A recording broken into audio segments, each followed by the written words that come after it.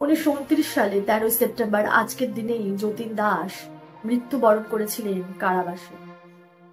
যেখানে এক বা দুই দিন না খেয়ে থাকলে আমাদের অবস্থা শোচনীয় হয়ে ওঠে, সেখানে তিনি অনশন করেছিলেন টানা ৬২টি দিন এবং ৬৩ দিনের দিন তিনি মৃত্যুবরণ করেন।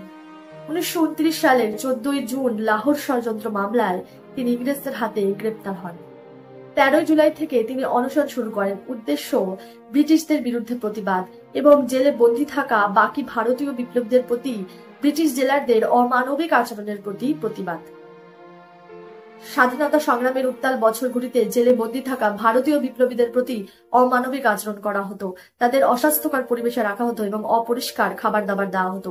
যতীন দাস এবং বাকি বিপ্লবীরা এর বিরুদ্ধে প্রতিবাদ করেছিলেন।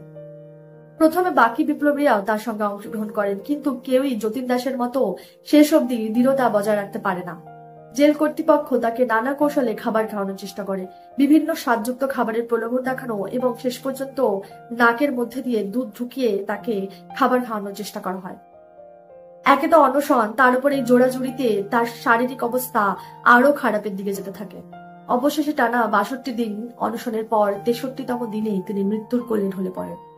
মৃত্যুর আগে ক্ষীণ কণ্ঠে তিনি বলে গেলেন তার শেষ কথা, যে আমি একজন ভারতীয়, আমি শুধু বাঙালির নই। কিন্তু আফসোসের ব্যাপার যে আমরা বাঙালিরাই বা কজন মনে রেখেছি তাকে।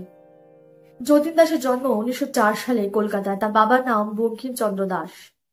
যতীন দাস যখন মৃত্যুবরণ করেন তার বয়স ছিল মাত্র 25 বছর। তার মৃত্যুতে তার বৃদ্ধ পিতা বলেছিলেন, যে দেশদ্রোহীরা মাতৃভূমিকে বিদেশীর হাতে সমর্পণ করেছিল তাদের সকলের প্রায়শ্চিত্ত স্বরূপ আমার আদরের খেতুকে অশ্রু অর্ঘ্য সহ তোমার চরণে সমর্পণ করলাম। সমগ্র উপমহাদেশে তার আত্মত্যাগ একটি ঐতিহাসিক দৃষ্টান্ত উপস্থাপন করে। অমর যতীন দাসকে এই ভারতবাসী কোনোদিনই ভুলবে না।